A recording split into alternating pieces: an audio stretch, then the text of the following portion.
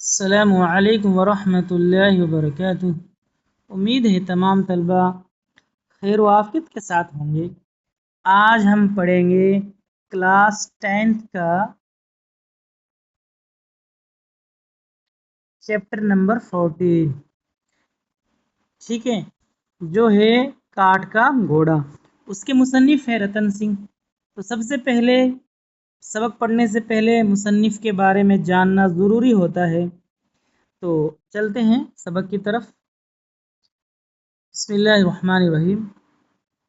رتن سنگھ قصبہ داؤد، تحصیل ناروال، ضلع سیالکوٹ میں پیدا ہوئے۔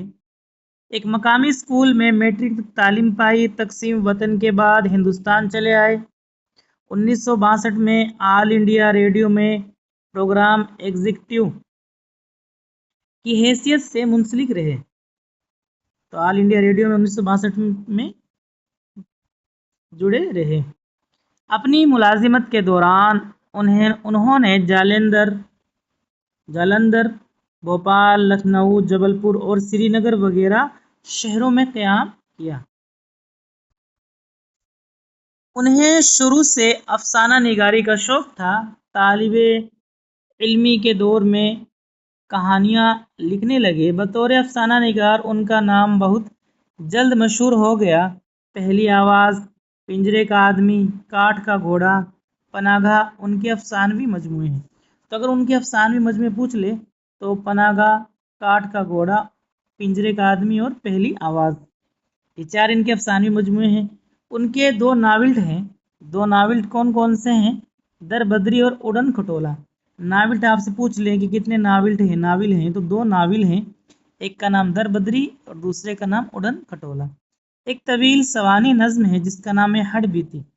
ایک طویل نظم ہے جس کا نام کیا ہے؟ ہڈ بیتی۔ اردو اور پنجابی میں شائع ہو چکی ہے۔ ہڈ بیتی جو نظم ہے، جو طویل سوانح نظم ہے، یہ دونوں زبان میں، اردو کے اندر اور پنجابی کے اندر، دونوں زبانوں میں شائع ہو چکی ہے۔ وہ مترجم کی حیثیت سے بھی جانے جاتے ہیں۔ اب چلتے ہیں سبق کی طرف۔ ہمارے سبق کا نام ہے کاٹھ کا گھوڑا۔ تو بلا کسی تاخیر کے بڑھتے ہیں آگے۔ کاٹھ کا گھوڑا۔ اس وقت بندو کا ٹھیلا تو ٹھیلا، خود بندو ایسا بے جان کاٹھ کا گھوڑا بن کر رہ گیا جو اپنے آپ نہ ہل سکتا، نہ ڈل سکتا، نہ آگے بڑھ سکتا۔ اسی لیے بندو کی ہی وجہ سے اندھیر دیو کے تنگ بازار میں راستہ قریب قریب بند ہو کر رہ گیا ہے۔ ضرورت سے زیادہ بوجھ سے لدا ہوا بندو کا ٹھیلا سڑک پر چڑھائی ہونے کی وجہ سے رک سا گیا ہے۔ رہ کر اگر چلتا بھی ہے تو جو کی رفتار، جو یعنی بالکل آہستہ آہستہ چلتا ہے، جو کی رفتار سے چلتا ہے، یعنی بالکل سلولی بہت دھیرے دھیرے چلتا ہے، رفتار سے رینگتا ہے اور پھر کھڑا ہو جاتا ہے۔ اس کے پیچھے کاریں، ٹرک، بسیں، موٹر سائیکل، اسکوٹر، غرض یہ سبھی تیز رفتار گاڑیوں کی لمبی قطار ٹھہر سی گئی ہے اور انہی کے بیچ میں تانگے اور رکشے بھی پھنسے ہوئے ہیں۔ تو یہ سارے صرف بندو کے پیچھے پھنسے ہوئے ہیں، بندو کی سست رفتاری کی وجہ سے۔ یہاں انہوں نے دیکھو ویڈیو بھی دے رکھا ہے، ایک چتر بھی دے رکھا ہے۔ یہ تو بندو ہے اور اس کے پیچھے دیکھو منتری کی گاڑی، ادھر کاریں، ادھر ٹرک، ادھر سائیکل، ادھر بائک، ساری چیزیں پھنسی ہوئی ہے۔ ان گاڑیوں میں بیٹھے ہوئے وزیر، ملک کے بڑے بڑے کارخانے دار، کاروباری، سیٹ، دفتروں کے افسر، دکاندار، وردیوں والے فوجی اور پولیس والے، سفید کالروں والے بابو، عام آدمی، سودا سلف خریدنے کے لیے گھروں سے نکلی عورتیں، اسکولوں اور کالجوں کے بچے، ڈاکٹر، نرس، انجینئر، سبھی کے سبھی ٹھہر گئے ہیں۔ تو یہاں سے لے کے یہاں تک ایک سوال کا جواب ہے. یہ پوچھیں گے کہ بندو کی سست رفتاری کا اثر کن کن لوگوں پر پڑا. تو یہ سارے لوگوں پر پڑا جو ابھی ہمیں نے پڑھے ہیں. لگتا ہے جیسے بندو کی سست رفتاری کی وجہ سے سارے شہر، بلکہ ایک طرح سے کہا جائے تو سارے ملک، ساری دنیا کی رفتار دھیمی پڑ گئی. یوں تو وزیر اپنی کار میں بیٹھا کچھ لوگوں سے گفتگو کر رہا ہے، لیکن بے چینی سے بار بار گھڑی دیکھ رہا ہے، کیونکہ کسی غیر ملکی وفد سے ملنے کا وقت قریب آ رہا ہے. اس کی سمجھ میں نہیں آ رہا ہے کہ آگے سے راستہ اس طرح بند کیوں ہے. تو یہ بھی پوچھیں گے آگے سوال کہ وزیر کی بے چینی کا سبب کیا ہے. تو یہ ہے کہ اسے غیر ملکی وفد سے ملاقات کرنی تھی اور اسے تاخیر ہو رہی تھی، لیٹ ہو رہا تھا وہ، اس لیے بار بار وہ اپنی گھڑی میں دیکھ رہا تھا اور بے چین ہوا جا رہا تھا. اس کا ڈرائیور گھبرایا ہوا بار بار کار سے اترتا ہے، کچھ دور جا کر دیکھ کر آتا ہے اور پھر مایوس ہو کر گاڑی میں بیٹھ کر انتظار کرنے لگتا ہے. وہ لوگ جو کار میں بیٹھے وزیر سے باتیں کر رہے ہیں، دل ہی دل میں خوش ہیں کہ راستہ بند ہونے کی وجہ سے کار کھڑی ہے اور انہیں وزیر کے سامنے اپنی بات رکھنے کا پورا موقع مل رہا ہے. کارخانے دار اور کاروباری سیٹ البتہ کاروں کی گدیوں پر بیٹھے بے چین ہو رہے ہیں. ان کے لیے ہر گزرے ہوئے پل کے معنی لاکھوں کے گھاٹے ہیں. تو یہ بھی سوال کریں گے آگے، کاروباریوں کے لیے پل کے معنی لاکھوں کے گھاٹے کیوں ہیں.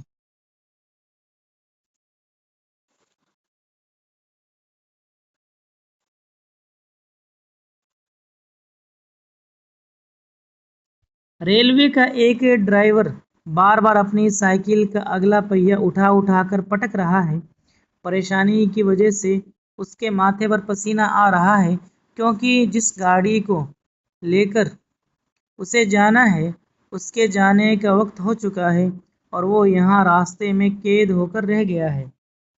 اسکولوں اور کالجوں کے زیادہ تر بچے خوش ہیں. جتنے پیریڈ نکل جائیں اتنا ہی اچھا ہے، لیکن کچھ ایک افسوس بھی ہیں. افسوس کرنے والے جو ہیں وہ بریلینٹ اسٹوڈنٹس ہیں. ان کو لگتا ہے کہ اگر ہمارا ایک دو پیریڈ ہمارے نکل جائیں گے تو ہماری پڑھائی کا حرج ہو جائے گا، نقصان ہو جائے گا، اس لیے وہ غمگین ہیں. اور باقی طلبہ جو خوش ہیں وہ ایوریج قسم کے بچے ہیں جو خوش ہو رہے ہیں. ان کی پڑھائی پیچھے رہ جائے گی، یہ ان بچوں کو فکر ہے. اسی طرح سر پر لوہے کی ٹوپی پہنے ہوئے فوجی بار بار موٹر سائیکل کا ہارن بجا رہا ہے، لیکن آگے نہیں بڑھ پا رہا ہے. وہ جانتا ہے کہ اگر دفتر پہنچنے میں دیر ہو گئی تو اس کا کمانڈنٹ آفیسر 40 کلو کا وزن پیٹھ پر لدوا کر 10 کلومیٹر کا روڈ مارچ کروا دے گا. لیکن بندو ان سب سے بے خبر ہے، بے نیاز ہے. آج اس سے ٹھیلا کھینچ بھی نہیں پا رہا ہے. ایک تو سیٹ کے بچے نے زیادہ بوجھ لاد دیا ہے، دوسرے اس کے ٹھیلے کا دورہ جام ہو رہا ہے، تیسرا یہ کہ چڑھائی کا راستہ ہے، چوتھا یہ کہ اس کا من ہی نہیں ہو رہا ہے ٹھیلا کھینچنے کا. وہیں کاٹ کے گھوڑے والی بات ہو رہی ہے، جو اپنے آپ سرک نہیں سکتا. جب کبھی اس کا من اداس ہوتا ہے تو اس کی کیفیت اس کاٹ کے گھوڑے جیسی ہو جاتی ہے جسے وہ بچپن میں ایک میلے سے خرید کر بڑا دکھی ہوا تھا. اس نے بچپن میں ایک میلے سے کاٹ کا گھوڑا خریدا تھا بندو نے، جس کی وجہ سے وہ بڑا دکھی ہوا تھا. اب وہ پریشان ہوتا ہے تو اسے وہی کاٹ کے گھوڑا یاد آتا ہے.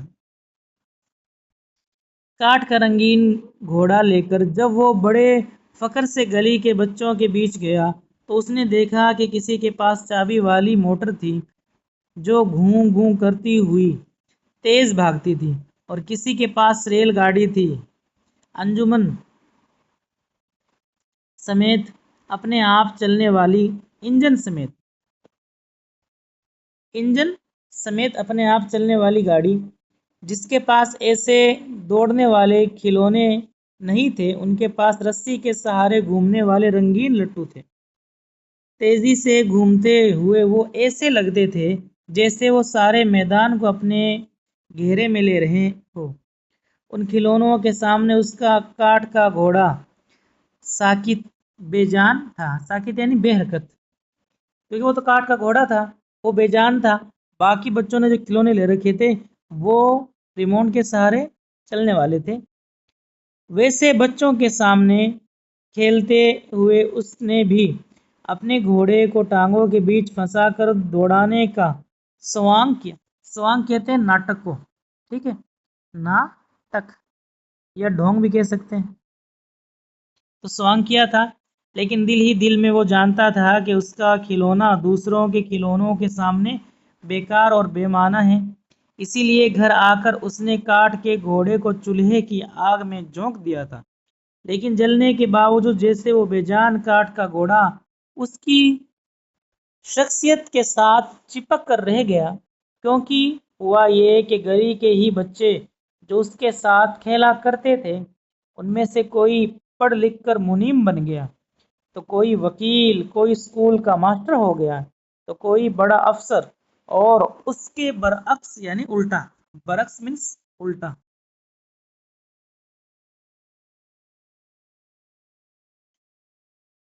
बुंदू वही काठ का घोड़ा ही रह गया। बाप ठेला चलाता था, वो भी ठेला ही खींचता है। यानी बुंदू के जो वालिद मोहतरम थे वो भी ठेला चलाते थे, ठेला खींचते थे, और बुंदू भी ये काम करता है। वो अक्सर सोचता है कि ऐसा क्यों हुआ, कैसे हुआ कि एक ही गली में रहते हुए बाकी लोग आगे बढ़ गए और वो पीछे रह गया। ऐसा क्यों कर हो गया। लेकिन वो सोचे भी तो क्या, काठ का घोड़ा भला सोच ही क्या सकता है। लेकिन आज वही काठ का घोड़ा यही सोचकर उदास हो रहा है कि उसके 8-9 साल के लड़के चंदू ने महज इसलिए स्कूल जाना बंद कर दिया कि वो उसके लिए ज़रूरत की चीज़ें जुटा नहीं पाता। जब मैं अपनी ज़िंदगी की गाड़ी ठीक से नहीं खींच पाता, तो फिर उस ठेले के बोझ को क्यों कर खींचूं। बुंदू सोच रहा है। उसके उसके दिल ने कहा कि ठेला जो पहले ही सरक नहीं पा रहा है, उसे छोड़ छाड़ कर अलग खड़ा हो जाऊं। उसकी हिम्मत पहले ही जवाब दे रही है। रह रहकर उसके दिल में ख्याल उठ रहे हैं कि एक दिन उसके चंदू को भी इसी तरह ठेले की बोझ को खींचना पड़ेगा, और उस ख्याल के साथ उसे अपनी जान टूटती हुई सी महसूस हो रही है, और उसके लिए एक एक कदम उठाना भी दुश्वार हो रहा है। लेकिन उसके पीछे जो लोग खड़े हैं वो उतावले हो रहे हैं, बार बार हारन बजाकर अपने गुस्से का इजहार कर रहे हैं। उनमें से एक उसके पास आया और बोला, उसके पास आया और बोला भैया जल्दी करो, तुम्हारे पीछे पूरी दुनिया रुक पड़ी है, अटकी पड़ी है। अटकी है तो अटकी रहे। बुंदू झुंझुलाता झुंझुलाकर बोला, जो लोग तेज जाना चाहते हैं उनसे कहो कि मेरे पैरों में भी पहिए लगवा दें। बात तो ठीक कहता है। किसी ने कहा, ये कैसे हो सकता है कि कुछ लोग इतने तेज हो जाएं कि वो हवा से बातें करने लगे, और कुछ को इतना मजबूर कर दिया जाए कि उनके लिए एक कदम उठाना भी दुश्वार हो जाए। ये सब बातें गाड़ियों के हारन की आवाज़ और लोगों के शोर में दबी जा रही थी। काठ के घोड़े में कदम उठाने की हिम्मत नहीं, वो आगे नहीं बढ़ पा रहा है, और उसके पीछे भीड़ में वो वज़ीर रुका हुआ है जिसे किसी गैर मुल्की वफ्द से मुकर्ररा वक्त मुकर्ररा पर बात करना है। वो ड्राइवर अटका हुआ है जिसे मुल्क के किसी दूसरे शहर की तरफ रेलगाड़ी लेकर जाना है। स्कूल के वो बच्चे रुके हुए हैं जो कल के मालिक होंगे। डॉक्टर, नर्स, इंजीनियर सब के कदम बंद कर रहेंगे। और बुंदू काट का घोड़ा अंधेर देव के बाजार में अपने ठेले के साथ खड़ा हो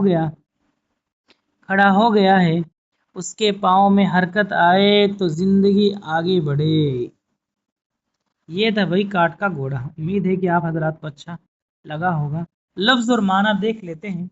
काट का घोड़ा, लकड़ी का घोड़ा, वफ्द, नुमाइंदों की जमात। रोड मार्च, हुक्म ना मानने पर फौजी की पीठ पर भारी बोझ लदवाकर सड़क पर दौड़ाया जाता है, उसे कहते हैं रोड मार्च। बेनियाज, बेपरवाह, जिसे कोई परवाह ना हो। साकित कहते हैं बेहरकत को। स्वांग कहते हैं खामोश नकल, रूप, ढोंग। बरक्स, बरखिलाफ, उल्टा। महज, सिर्फ। मुकर्ररा, तयशुदा।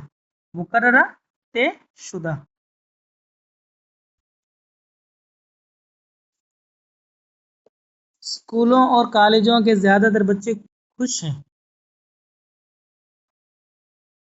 अच्छा, नीचे दिए हुए जुमलों पर गौर कीजिए। इन पर गौर करके और इनमें से फिर पहला इनमें से इसम वगैरह ये चीज़ें छांटनी है। ठीक, हम देखते हैं इसम और फेल ज़माने के बारे में इसमें बताया है। तो सबसे पहले हम सवाल देखेंगे मुहिम से, उसके बाद उनकी तरफ चलेंगे। जैसे पहला सवाल है, क्योंकि मोस्ट यही होते हैं, पीछे का जो मैटर है वो नॉलेज के लिए बहुत अच्छा होता है और बाज़ मरतबा उनसे सवालात भी पूछ लेते हैं, लेकिन अहम जो होते हैं ना वो सबक के सवाल जवाब ही होते हैं। तो ज़्यादा तवज्जो इसकी तरफ रखेंगे, छोड़ेंगे तो उनको भी नहीं, लेकिन ज़्यादा खुसूसी तवज्जो इनकी तरफ रखेंगे। जैसे बुंदू को काट का घोड़ा क्यों कहा गया है?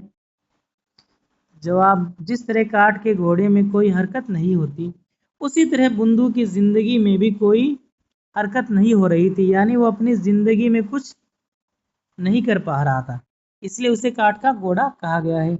सवाल नंबर 2, बुंदू की सुस्त रफ्तारी का असर किन किन लोगों पर पड़ा? तो बुंदू की सुस्त रफ्तारी से वजीर, ताजिर, सेठ और साहूकार, इंजीनियर, रेल ड्राइवर, बड़े अफसर, फौजी, बाबू, डॉक्टर, नर्स, स्कूल कॉलेज के बच्चे और औरतों पर असर पड़ा, यानी जो उनके पीछे थे सभी के ऊपर उनका असर पड़ा। सवाल नंबर 3, वजीर की बेचैनी का सबब क्या था? तो उसे दूसरे मुल्क के वफद से मुलाकात करनी थी, ये उसका जवाब हो जाएगा। सवाल नंबर 4, कारोबारियों के लिए पल के माना लाखों के घाटे की क्यों हैं? कारोबारी जो लोग हैं उनके लिए पल के माना लाखों के घाटे के हैं, ये बात सबक में आई है। तो देखते हैं इसका जवाब क्या होता है। जवाब नंबर 4, कारोबारियों को रास्ते में फंस जाने की वजह से देर हो रही है, उनका कीमती वक्त ज़ाया हो रहा है, जिससे उनके कारोबार में लाखों का नुकसान हो रहा है, इसीलिए उनके कीमती वक्त को लाखों के घाटे के मानित बतलाया है। सवाल नंबर 5, चंदू के बारे में बुंदू के जहन में क्या ख्याल है? तो चंदू के बारे में बुंदू क्या सोच रहा है ये हम पढ़ चुके हैं। अब देखते हैं जवाब नंबर 5 क्या कह रहा है। चंदू के बारे में बुंदू के जहन में ये ख्याल आता है कि जिस तरह मैं ठेला खींचता हूँ, क्या वैसे ही चंदू को भी करना होगा। ये इसके जहन में बार बार ख्याल आ रहा था। सवाल नंबर 6, क्यों आ रहा था? क्योंकि बुंदू के वालिद साहब जो थे, इनके अब्बा जी, वो भी ठेला खींचते थे और वो ठेला विरासत के अंदर बुंदू को मिल गया। अब बुंदू चंदू को भी नहीं पढ़ा सका पैसों की कमी की वजह से। अब ये कह रहे लगता है चंदू को भी मेरी तरह ठेला खींचना पड़ेगा। ये बात उनके जहन में गर्दिश कर रही है। सवाल नंबर 6, पैरों में पहिए लगवाने से बुंदू की क्या मुराद है? जवाब नंबर 6, पैरों में पहिए लगवाने से बुंदू की मुराद थी कि ये लोग अगर आगे बढ़ना चाहते हैं तो वो मुझे भी अपनी तरह तेज चलने वाला बना दे, यानी कि उस तरक्की याफ्ता दुनिया में उसे भी शामिल करके आगे बढ़ाए, ये मुराद है। अब ये जुमले बनाने आप देख सकते हैं, वीडियो बहुत ज़्यादा लंबा हो रहा है तो आप हजरात इसे जूम करके भी देख सकते हैं, रोक के भी देख सकते हैं, आसान है। इसके अलावा खाली जगहों में भरने वाले अल्फाज भी ये हम आपको के लिए थोड़ा जूम कर देते हैं, आप हजरात देख लें इनके जवाब। ठीक है, नीचे जवाबात भी दिए गए हैं और अपने जहन से भी आप कर सकते हैं। और ये जुमलों पर गौर करने की बातें हैं। इन 3 जुमले दे रखे हैं। पहले जुमले में पहला जुमला है पर ख़त्म हो रहा है और मौजूदा ज़माने की, अच्छा मैं आपको डायरेक्ट बता देता हूँ, यहाँ ज़माने की बात हो रही है। ठीक है, तो स्कूल और कॉलेज के ज़्यादातर बच्चे खुश हैं। है लफ्ज़ आ जाता है तो ज़माना हाल की बात हो रही है। ठीक है, इसमें हो जाएगा हाल का मैं हाल लिख देता हूँ। हाँ, दूसरा है उनके पास रस्सी के सहारे घूमने वाले रंगीन लट्टू थे आ रहा है तो ज़माना माजी की बात हो रही है। माजी का मैं मीम लिख देता हूँ। तीसरा है कुछ एक को अफसोस भी है कि उनकी पढ़ाई पीछे रह जाएगी यानी ज़माना आने वाला। ठीक है, तो यहाँ हो जाएगा मुस्तकबिल। क्या हो जाएगा? ज़माना मुस्तकबिल। ठीक है, जिसे प्रेजेंट कहते हैं, हाल को पास्ट कहते हैं, माजी को फ्यूचर कहते हैं, ज़माना मुस्तकबिल को ये देखिए आप देख सकते हैं। ठीक है, मिलते हैं नेक्स्ट वीडियो में। कोई चीज़ समझ में ना आई हो तो आप कमेंट करके बता सकते हैं और पूछ सकते हैं। अस्सलामु अलैकुम वरहमतुल्लाह।